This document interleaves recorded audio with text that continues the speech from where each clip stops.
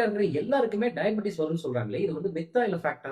கண்டிப்பா மித்து தான். ஓவர் வெயிட்லனா ஒபீஸா இருக்கிறவங்க கண்டிப்பா டயபெட்டிக் தான் இருக்கணும்ன்ற எந்த அவசியமும் கிடையாது. ஆனா அவங்களுக்கு டைப் 2 டயபெட்டிஸ் வரதுக்கான சான்சஸ் ரொம்ப ஹையா இருக்கு.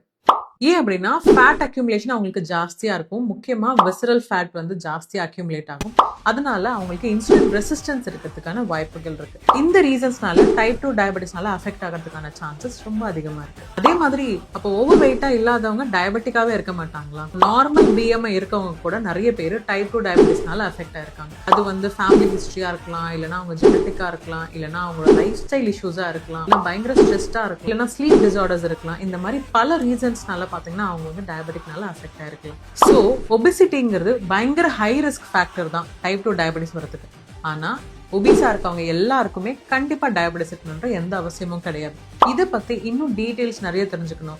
யாருக்கெல்லாம் டைப் 2 டயபெட்டிஸ் வரும், என்ன மாதிரி சிம்டம்ஸ் இருக்கும், அதை எப்படி நாம ஹேண்டில் பண்றது, இது எல்லாத்தையுமே தெரிஞ்சுக்கிறதுக்கு ஆகஸ்ட் 8 அன்னைக்கு ஈவினிங் 7 o'clock நம்மளோட டயபெட்டிக் ரீசெட் வெபினார் இருக்கு. அதை மிஸ் பண்ணாம அட்டென்ட் பண்ணுங்க. ஜஸ்ட் 49 rupees தான். அதுல உங்களை என்ரோல் பண்ணிக்கிறதுக்கு ரீசெட் கமெண்ட் பண்ணுங்க.